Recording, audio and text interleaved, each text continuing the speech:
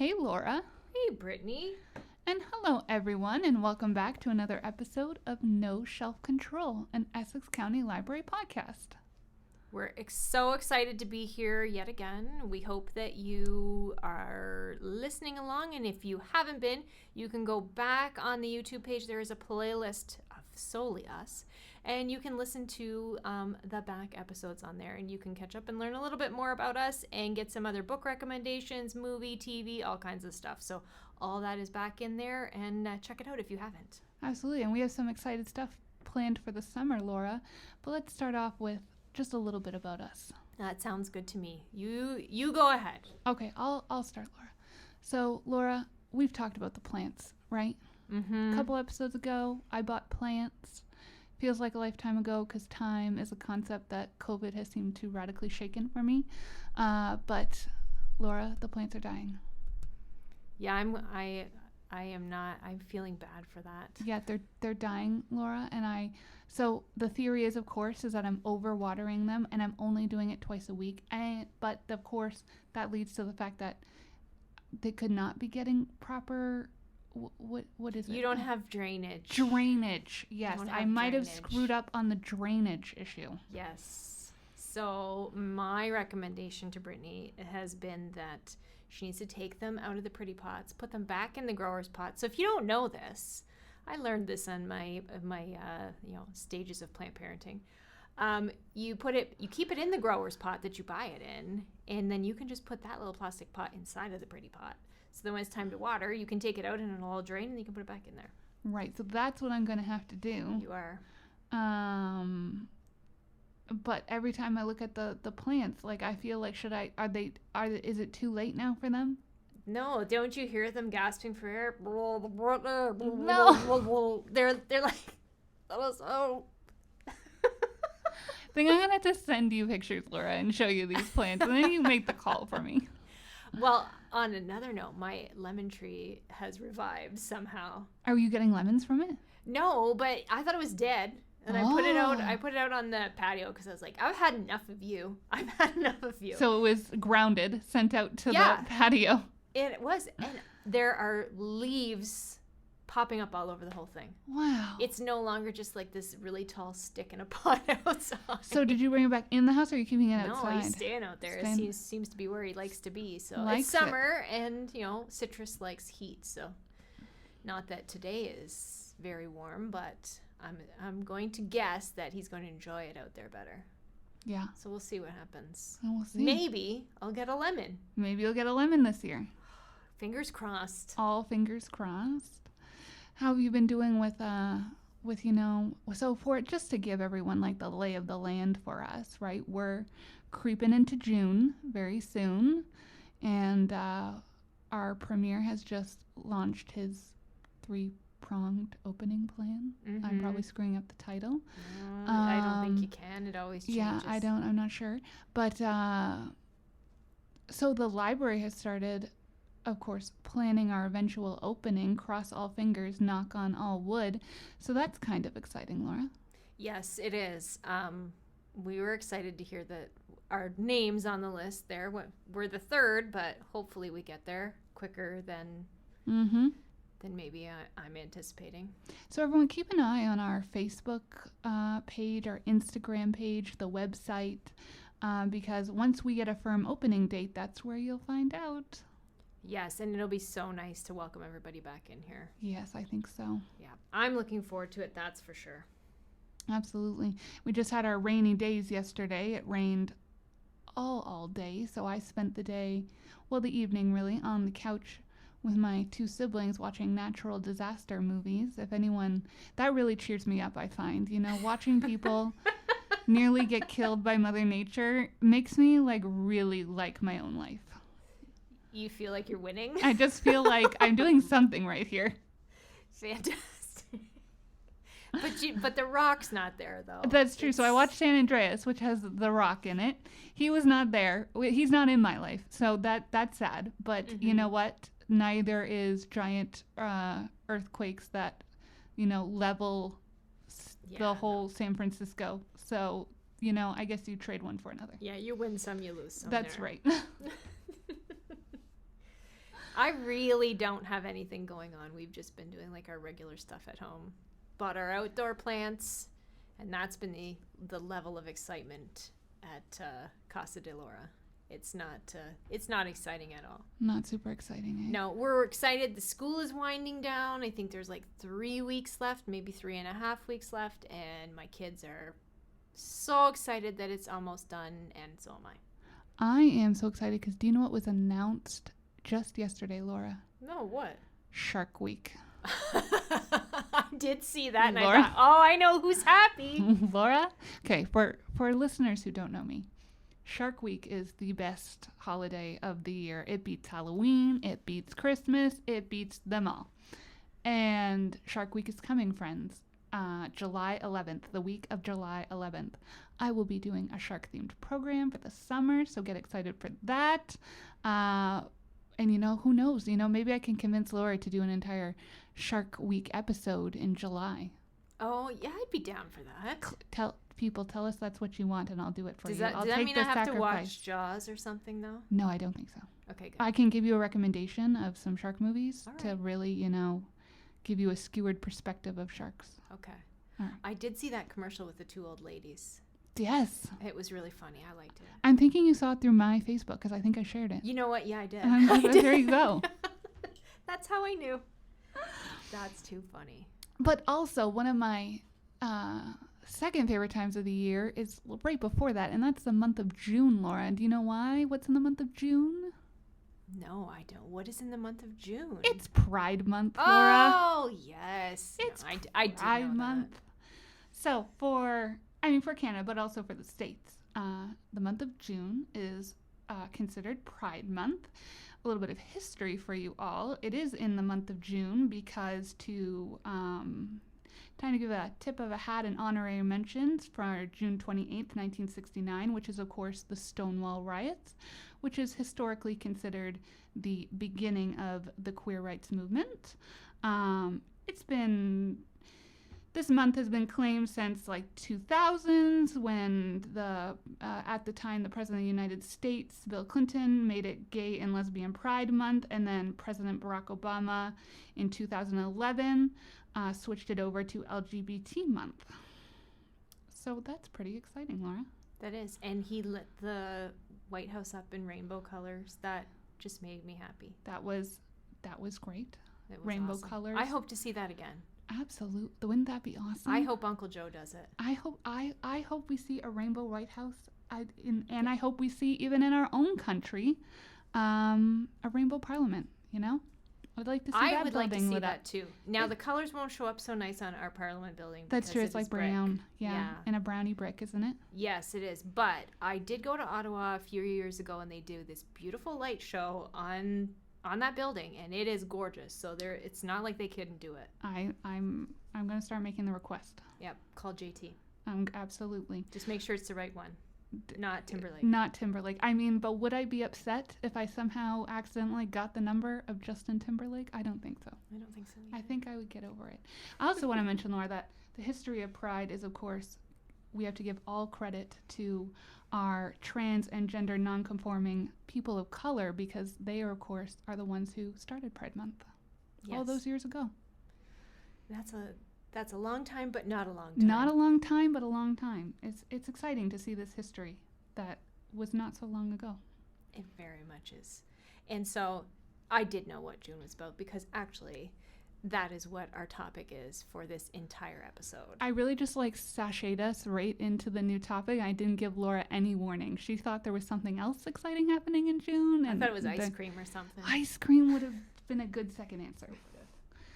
So, friends, our episode this week will be Pride themed. We're going to be giving you some recommendations, and then in our second half, we're going to be doing our cooking challenge. Yes, and it was a good one. Oh, it was a good one. It's always a good one, though.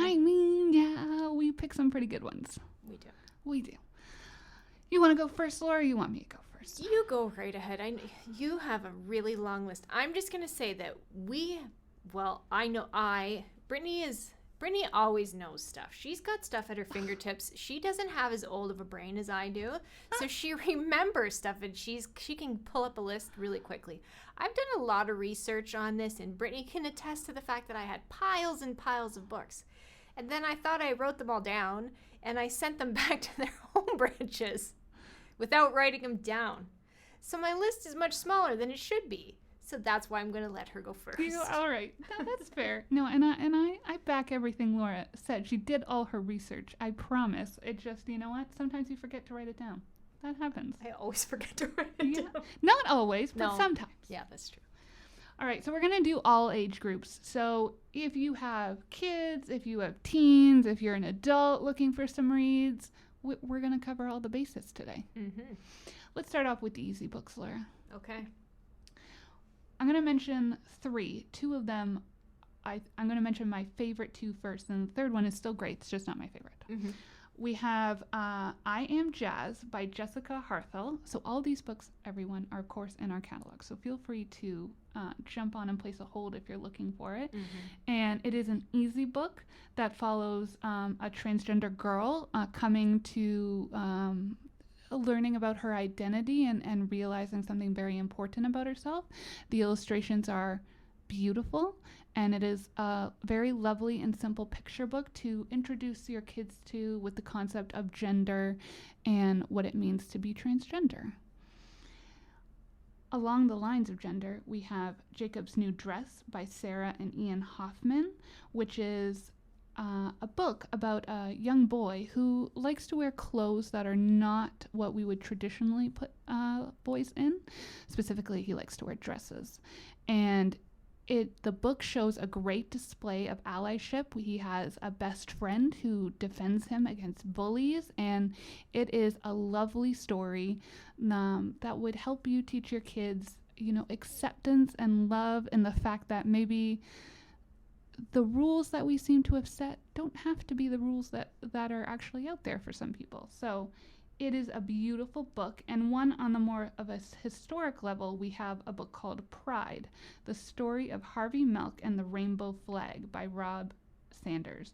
And it follows the story of Harvey Milk and the creation of the rainbow flag, which is, of course, the thing that represents pride, really, I think, almost all over the world now. It's the thing, certainly, in June that all of a sudden all the companies come out and plaster a rainbow on everything, and that's how you know really Pride Month has really started, because all of a sudden everything is the rainbow, which I'm not complaining about, just for the record, because I love the rainbow. Laura knows. She sends me everything rainbow. I do. I just think you like it. I love rainbow. Okay. Well, I think it's like built into being queer. Well, I shouldn't say that. It is, as a queer woman, I love the rainbow. So I've got one. Oh, Heather Has Two Mommies. Do you know that one? I do know that one. That's a really good one too. That's a great one. Yeah, that's also in our catalog, and the author is Leslea Newman. And as the title suggests, it is about a young girl named Heather who has 2 mommies. Yes, it's fantastic, and I think it's a conversation that parents need to have with their kids sometimes, because I think you go into schools and other situations these days, and it's becoming more and more common, which is awesome. So you can search some of this stuff on our website too, because we do have in the search terms, you would be able to put in certain, so you can put in homosexuality, and you should be able to get a list of items. If you're just looking like off the top, you just want to see what we've got, go ahead and do it. It won't be everything, but a lot of stuff is going to be tagged with that as well. Just a search tip for you. Yeah, absolutely. Switch it to subject on the website, and you can put in things like LGBT, homosexuality, words like that. And while, as Laura said, it won't bring up everything, anything tagged with that will come up. So that's a great search tip if you're looking for queer reads, but you're not sure how to find them. Do you know we also have a board book called Pride Colors? No. Yes, we do, and we even have it in this branch. We do? We do. I'm going to go read it after this podcast. Yes, we are. Robin Stevenson is the author on that one. Wonderful. So, yeah. That's a great selection of easy books. I think so. Let's do Juve. Okay, that one I've got. You Juves. have some Juve, Laura. I did, because I read them, too. Not that I haven't read the other ones, but I made it an effort to make sure I read Juves, because I haven't read a lot of LGBTQ Juve books. Mm-hmm. And I cried in. I think I told you this when I was texting you. I said I'm crying. These are so good. One is Ivy Aberdean's Letter to the World, and that's by Ashley Herring Blake. It's a beautiful story. There's a tornado that goes through their town and completely takes out Ivy's house. She lives there with her mom and her dad, her older sister, and then there's twins who are just babies. So there's like quite an age gap. I want to say she's 11 or 12. And they live in a hotel in town until they can rebuild their house. And she's starting to question things about herself and realize when she's drawing pictures and all these things, and that, what her feelings are. And it's a lovely, lovely book, and it's how she comes out to her family, and I cried at the end of it. The other one was Hurricane Child, and that's by Kacen Callender. It was really good too. That one's beautiful. That was really good. I cried in that one too. I cried in everything. Laura was teary. I did. And I read Kacen Callender's YA, King and the Dragonflies. Again, I cried in that one too. They're just beautiful stories. And it made they were sad tears, but they were it was beautiful. It was just lovely, lovely books. I loved them. Big time thumbs up recommend for me. That's awesome. That's the great thing about books, right? They have the power to move us in such very meaningful ways. Yes, for sure. Absolutely. We're going to move on to some teen reads. I'm sure I've mentioned this before, so I'm only going to say it very briefly, but if you have not read Aristotle and Dante Discovers the Secrets of the Universe by Benjamin Alire Saenz, you just need to drop every book you're reading right now and just go pick it up.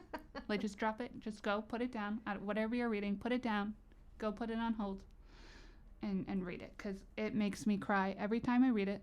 And I listen to the audiobook, and I like audio, but I'm very particular about audio, but Lin-Manuel Miranda reads the audiobook, and you can't lose with that. But let's also talk about Cemetery Boys by Aiden Thompson. This one is newer. It came out last year, and it's written by a trans author, and it follows a young man who is seeking acceptance in his family. They're Brujas, which is Spanish for witch.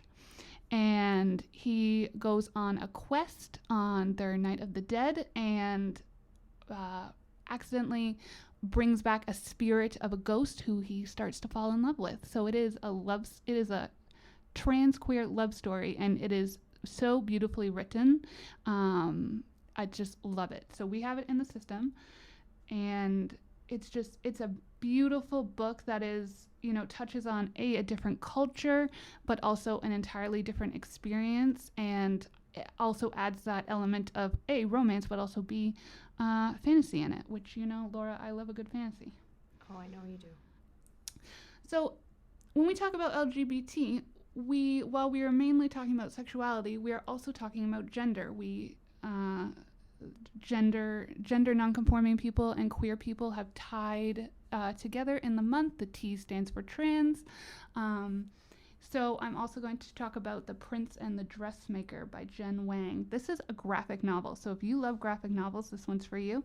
It's about a prince who meets a tailor and asks her to make dresses for him so that he can go out disguised and kind of see the city kind of thing, and basically gets mistaken as a girl through almost the entire thing, and realizes this is something he loves and this is something he wants, and it's the journey of acceptance from not only just for himself but also from his family. It is a fantastic story, and it is mainly focuses on those who don't maybe conform to regular gender roles. So if that is the type of read you were looking for, The Prince and the Dressmaker is a 5-star read for me.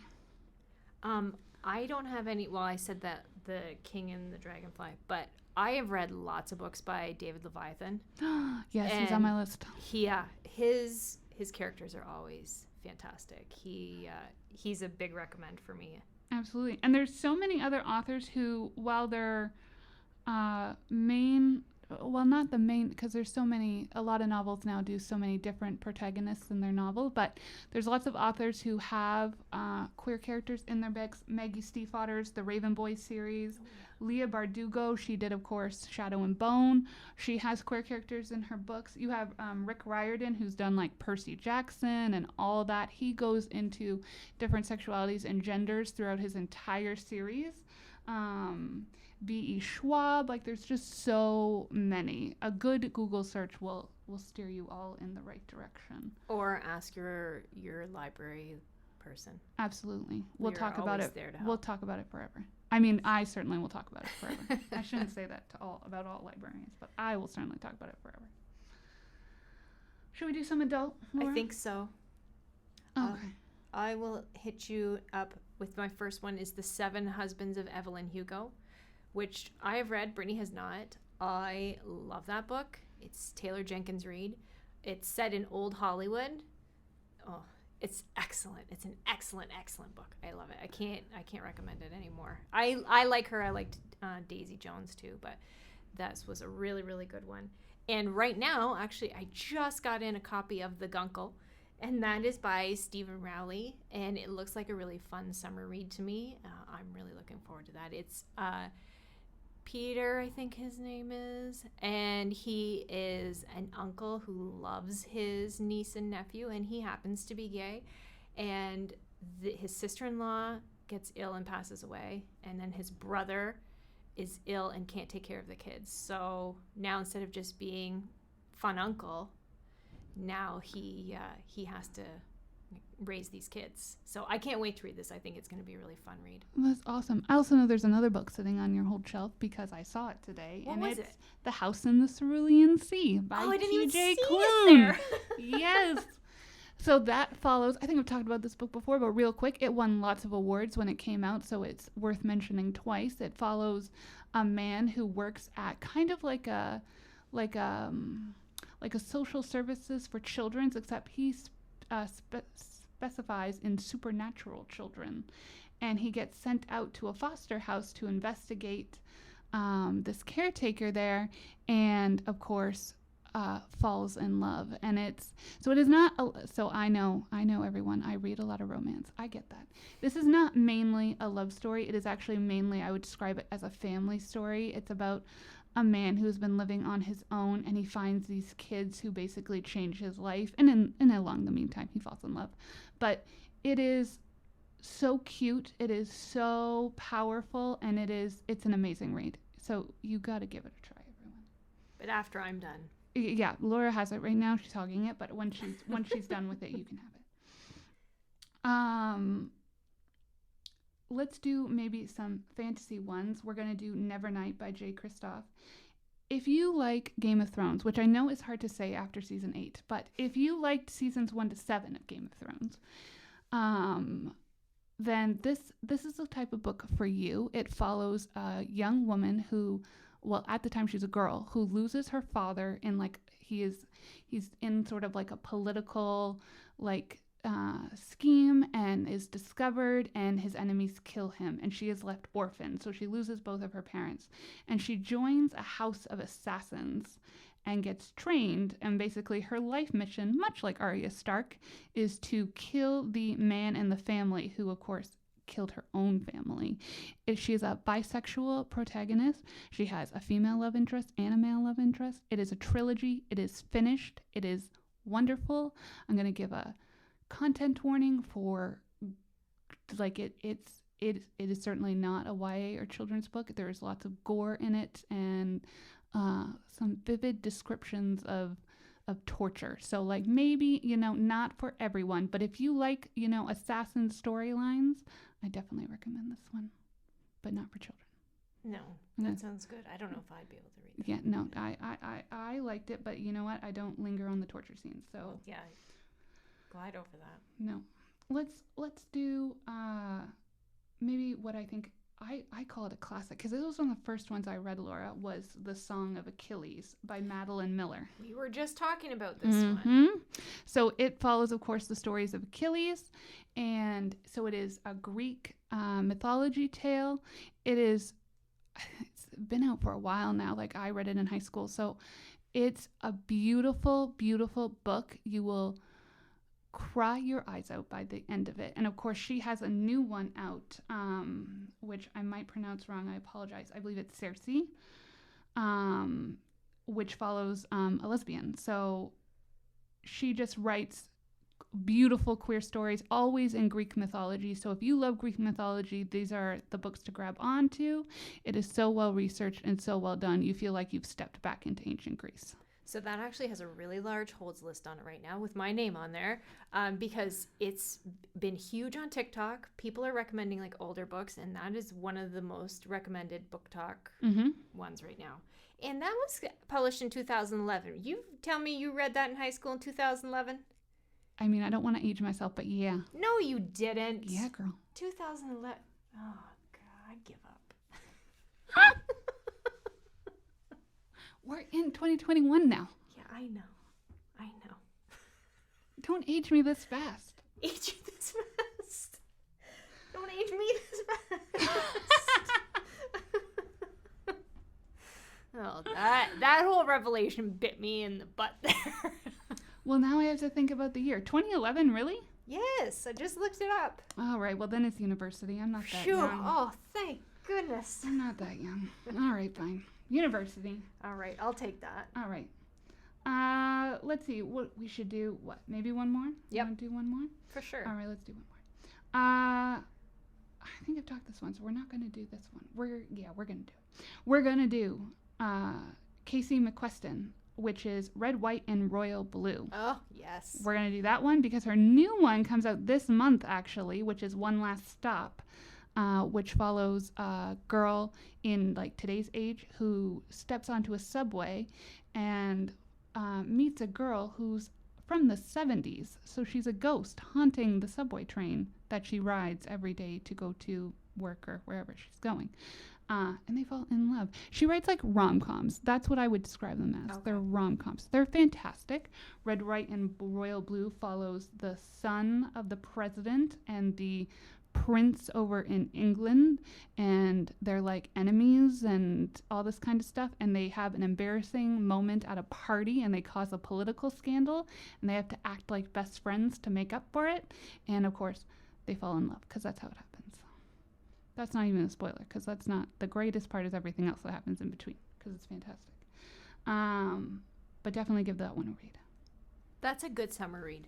Oh, it's a perfect summer read. One Last Stop is, I have a feeling, is also going to be a perfect summer read. She does great, like, summer reads. You know, books that just have seasonal vibes to them? Mm-hmm. You know, like, sometimes you pick up a book and you're like, this is a winter book. Yep. This is spring. Yeah. You know? Yep. Sometimes that's that's like sit on your deck read kind of book, right? Absolutely. I'm excited. I'm excited to do that once it stops raining. Yeah, me too. Well, it hasn't been raining that much. It's just been yesterday. That's true. It just feels like it lasted forever. I know, it does. Well, those are all going to be all in the notes. All of those books with the authors. Brittany's going to organize it all up, put it in the notes for you so that if you are interested in any of these ones that we've mentioned, any of these titles, you'll be able to find them in there. If you are looking for anything else, you can always contact us. If you're looking for anything, if we don't know it, we will find it. Absolutely. And if you know of any, drop it in the comments. Oh my God, I would love more reads. Yep. Give them to me all. All right, Laura.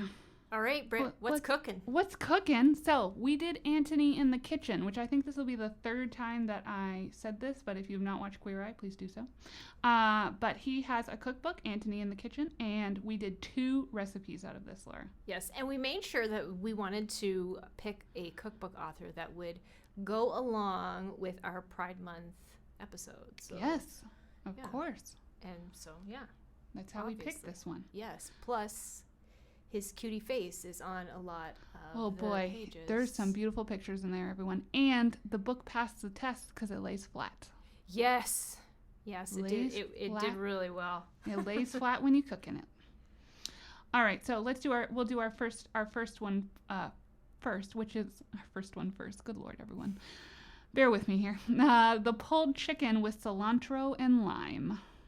I loved it. Plus, this uses rotisserie chicken, so you don't have to cook. It's really not even cooking when you think about it, because the recipe says go buy a rotisserie chicken, and you're like, okay, if you insist, I'll just go do that instead of cooking a chicken. This is like an awesome after work supper, or like it's super hot outside, you don't want to turn on the oven, or you're doing groceries, like throw a chicken onto your grocery order and do it, because this is, I loved it. It was so yummy. Yeah, so it has, obviously by the title, cilantro, lime. It has red onions in it. It was delicious. So the only thing I probably struggled with this recipe was the lime. So the recipe insists on fresh limes. Like, it doesn't want like the bottled lime juice, which is, I will use this as a confession. I just buy the bottle of lime juice, and that's what I use. I feel like we're going to come to a teachable moment on this one. Great, because here's what happened. It said in the recipe 3 large limes. So I bought a pack of limes. There was like 6 of them. And I start squeezing out the juice. And I think you need like a 1/4 cup of lime juice or something like that. Okay. And boy, I didn't even get halfway there with those squeezing of those limes. And I was like, I'm so done. So half of the lime juice was fresh and half was bottled. Because I did not have such patience. So here's like 3 tips. Okay, great. So you can put your lime in the microwave for just like maybe 10 seconds. Okay. And that will soften it up and make it easier to squeeze if you're going to squeeze it by hand. It just is, I don't know what it is, but it softens it all up. Next, you can roll the lime under your hand back and forth, which will do kind of a similar thing. It'll like soften it all up. Third thing, you can be like me. I have like a citrus juicer. Yes, as you can imagine, I'm my partner Patrick is the one who is taking apart the rotisserie chicken, because you have to take out all the bones and the skin and all that kind of stuff. And I'm like, that's no problem. I'll do the limes while he's doing that. So I am doing the limes, and he's just taking apart the chicken, and you can hear me cursing like a sailor as I try to get this lime juice out. And he goes, what does the internet suggest? And I like Googled how to get lime juice out of a lime, and it's like, get a citrus squeezer. And I'm like, of course there's a toy that I don't have to do this. Well, let's not be shocked on that one. I feel like I should have seen this coming. It's an excellent tool. It is. Only use it to squeeze juice out of things? It's just for like limes and lemons, but I do use them. I love limes and lemons, so it's kind of like a round thing. It almost looks like a garlic press, but it's made for citrus. So you just cut your stuff it, squeeze it down. You get so much juice out of there. Okay, well, it was like know what? a very good investment. Okay, well then maybe you know what, I'm gonna have to get one. Because it tastes way better than the stuff in the bottle. That juice in the bottle doesn't taste this good. Okay, well you know what? I did not feel like, I don't know. I guess I'll never know what a full 1/4 cup tastes like of lime juice, because I thought this one didn't taste so bad. Very nice and citrusy. When I made it and I served it to my family, Tim said, well, you love lime, so I know you're going to like this no matter what, Laura, and I do. I love lime. Love it. So good. So if you're a person who doesn't like cilantro, which is neither one of us, we both like cilantro, you could probably use parsley instead. Absolutely. And I found, so my partner is not a giant fan of cilantro, so I didn't use, there was like a measurement of how much to use, and I really like sprinkled on like to the eye, like, so it wasn't so much, you know what I mean? Oh, my stuff was green. Your stuff was green? Mine was green. No. Yes. Mine just looked like cilantro. Like a good, like there was no parts of chicken without the cilantro on it, but it wasn't super thick. So yours was garnish. Yes. No, it was more than garnish, but it was not green. Oh yeah, no, mine was green. But I really liked it. We ate it on pitas. We did too. The other option was rice. They said either make it on warm pita or make it with rice. Yeah, I didn't feel like having... there was one less thing to make if I made it on a pita. Now, my family did say, so of course I had to keep some chicken plain aside for my son. He didn't want any part of that with the green stuff on it. My daughter and Tim both said, it would be really good if you had some kind of like sauce on it too, not just that. They said like a garlic sauce or something creamy. Tzatziki. That's what Tim said. He's like, you need like tzatziki or something. I was thinking, I was like, if I was to do anything better. So Patrick added peppers onto his. Ooh, he loves peppers. So we added peppers on, which I thought was good as well. He also added hot sauce because he can't help himself. Patrick adds hot sauce onto everything. So do could I. Be possibly made.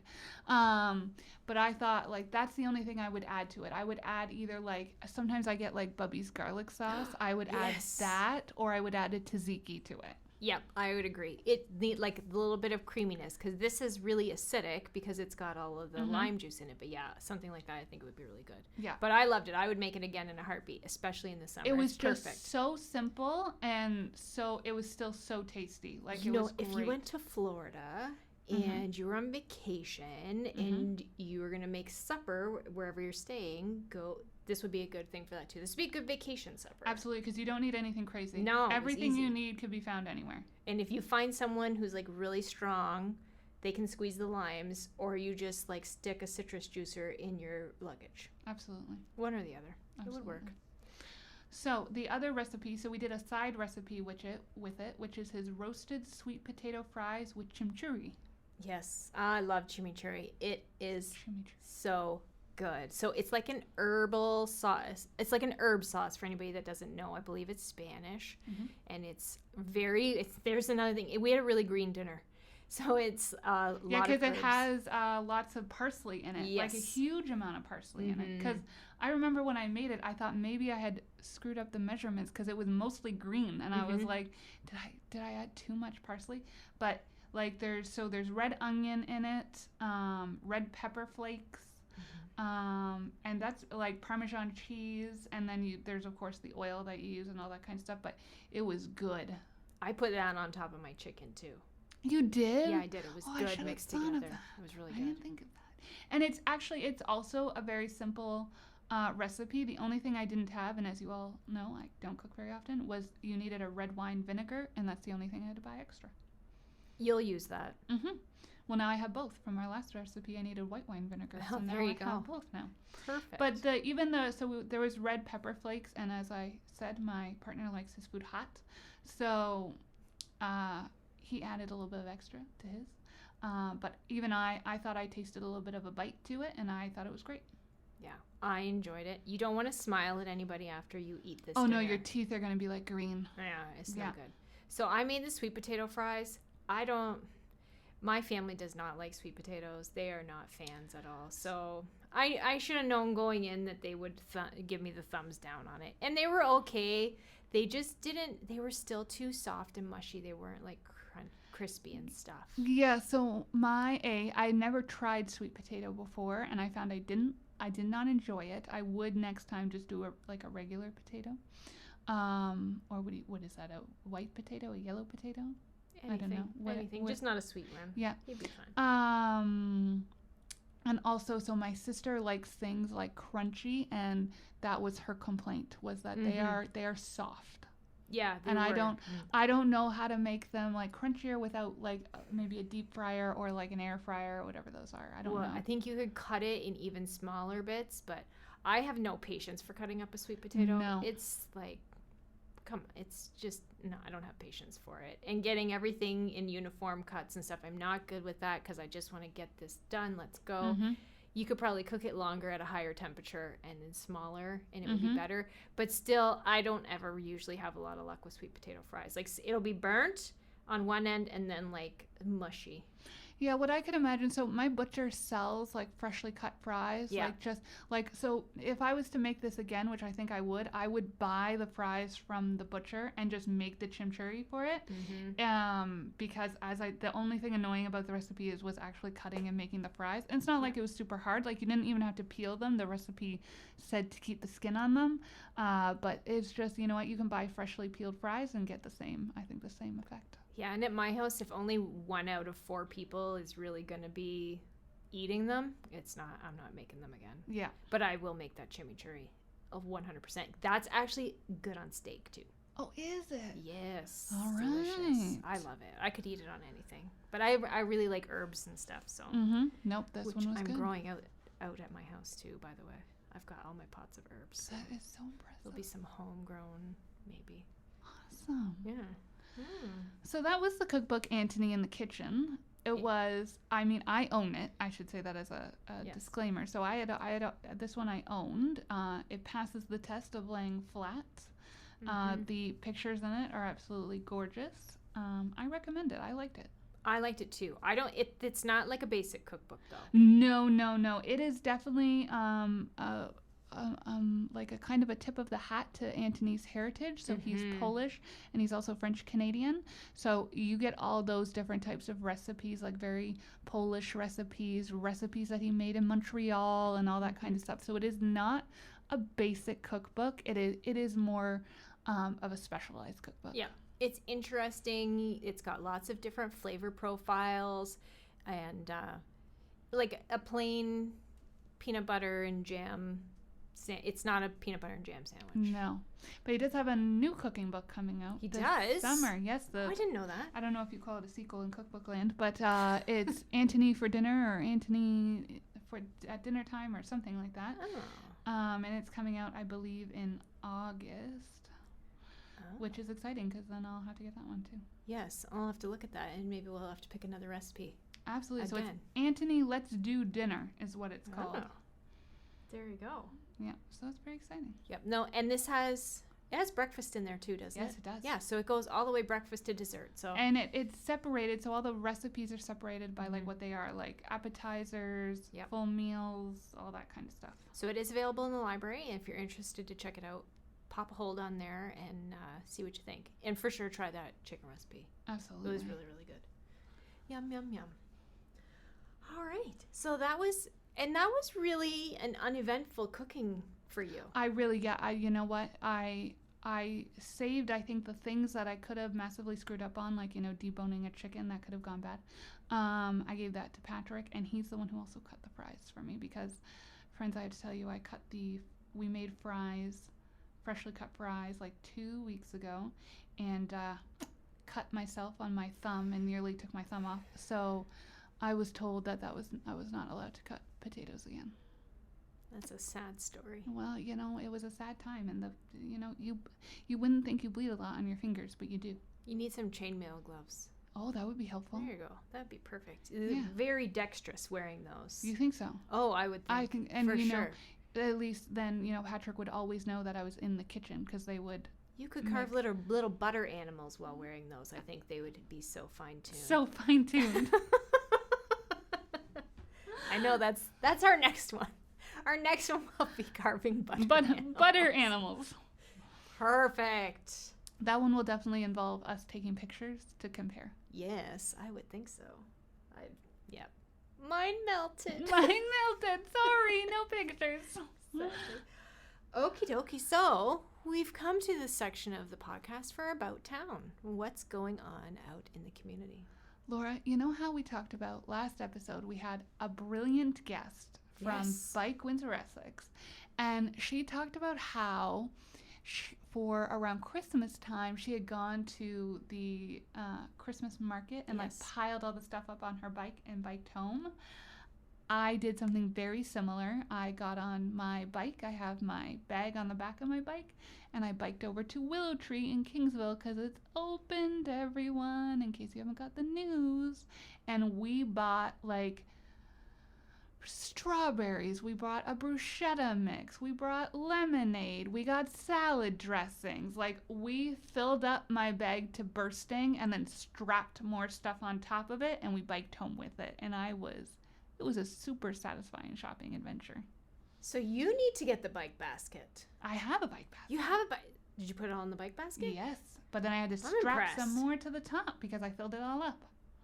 You didn't feel wobbly carrying all that bag? So my bike bag is on the back. It's on the butt. Okay. And so my butt felt like it was harder to pull around. It just wasn't as quick as the front. That's too funny. I'm very impressed. Thank you. It was a lot of fun. It would be. Yeah, I haven't done that yet. I'm still Still wobbly. Still wobbly. We had the conversation about me riding my bike to work, and then I got made fun of at home when I said, well, which way am I going to ride? Tim said, well, you've been working there for 18 years. Do you not know the way there? It was actually funny. I was biking actually on Take Your Bike to Work Day. I was on vacation. So I was biking that day, and I get a call, and it's my mother who saw me biking, and she goes, "Are you going to bike to work?" And I'm like, "No, I'm on vacation." She goes, "Okay, because I've already enlisted your father to drive you home." And I'm like, "Fantastic. It's all lined up for me." So, you know what? She's been listening. She's doing a good job taking notes. She is an excellent listener, and you know what? I think I'm going to have to do it, Laura. I mean, it won't be on Bike to Work today because obviously I missed that. I think I'm going to try it. Oh, I'm going to be impressed. I got to get the helmet. I feel like if I don't have the helmet, I maybe absolutely. Shouldn't do it. Helmet safety is very important. Yeah, that's what I think, especially when you're a wobbly biker. Mm-hmm. Mm-hmm. And not when it's 95 degrees outside. Yes, no. I don't think I can get behind that either. I wouldn't do it when it was 95 degrees outside. Yeah. You could do it like in the morning. Yes, that's what I think. And then I can have someone come pick me up. Exactly. Tim, come pick me up when I'm done. Get ready. If only he'd listen to the podcast, he'd know. That's how you can give him this assignment and he can't protest. This is true. This is very true. So have you been doing anything? What else is going on? I know you were telling me in Kingsville there was something cool happening. Food wars? So we have, that's a great point, Laura. We have a food truck in Kingsville. It is right across actually from Willow Tree. So it's right on Division. And the name of the food truck is something to do with searing, isn't License it, to Sear. License to Sear, yes. And they do like a food truck competition with Butchers of the Block, I believe they are called. I'm going to do a quick search on that. Yes, Butchers on the Block. I was so close. And which they set up like kind of a little face-off on food trucks in Kingsville. So they did that in May, and they did it also before that, I believe in April.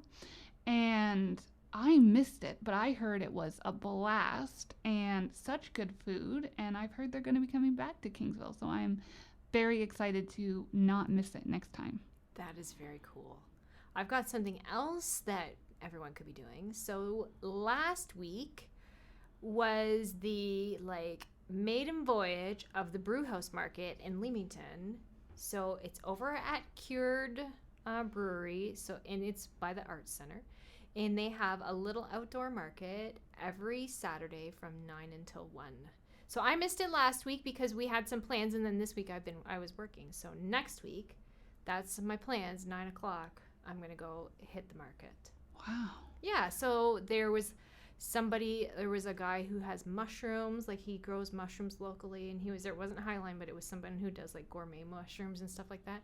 There's beer there, there's wine there, there's all kinds of stuff. And what I did see yesterday, which I know we had stuff going on at home, so I couldn't send Tim, but they had loaded hummus made by Brad's Butcher Block. They had Greek hummus that looked so good, and dill pickle hummus, which I love dill pickle hummus. I got dill pickle hummus from Willow Tree as well. You can't pass that up. You can't. So those, I'm going to try that. You should come to Leamington. Ride your bike and then fill it all back. Fill it all up to take back? No. Fill it all up, and then I'll just have someone drive me home. There you go. Then I won't be limited by what fits in the bike rack. But that is supposed to happen, I believe, all summer long. So that is really exciting to me. It's the start of summer and outdoor markets and all those fun things. I'm sure you need to wear a mask and all that jazz, but hey, get outside and do something fun like that. That sounds so exciting. I know. Oh, and the splash pads are open. So yay. Oh, that's great. Yes, I can't even think of what town I'm in. The Leamington one opens this weekend. It's a little chilly when we're recording this today. But it'll be open this week, splash pad. So that's kind of nice. Go and cool off. That'll be nice for the kids. Yes, my kids always used to like it. And have you ever been to the Leamington one? No. So they have a big giant tomato that fills with water, and then once it gets full enough, it dumps on everybody. So that's always the big one. And when I took my kids there one time, my daughter was just really little, and I have a stop motion kind of her not realizing and then getting it dumped on and then running over crying to me. Oh. Yes, and she was just little, but the kids usually really love it. The splash pad in Leamington is beautiful. I love it down there. Seacliff Park is I love Seacliff Park. And It's Essex really well has done. a new splash pad. Ooh, It's only a couple. nice. It's only a couple years old now, and it's like kind of like sports themed. So Mhm. all the I don't know what you want to call it, but where the water comes out of Yep. is like a big soccer ball and a big basketball and all that Cute. kind of stuff. And it is also right between the library and the arena in Essex. So if you need a splash pad, check it out, everyone. And then there's one in Amherstburg too that I know of that's actually really nice too. It's just down from the fort, so it's kind of like in between the fort and the library, but on like the back road that the park, the Navy Yard Park is on. So it's right there too. I am sure that every community has one. I think Kingsville has one too, don't they? I'm sure, but I've never seen it. I know. We don't frequent them as much anymore because my kids are older, but And I have no children. yeah, well, you could always go. I could just go and be weird. Well, you could. I think I'm going to spare myself that judgment. All right. Well, just go get an ice cream instead. There you go. That sounds much better. Yes. And we haven't had any more ice cream stops. We don't know. I don't know where else to go, Laura.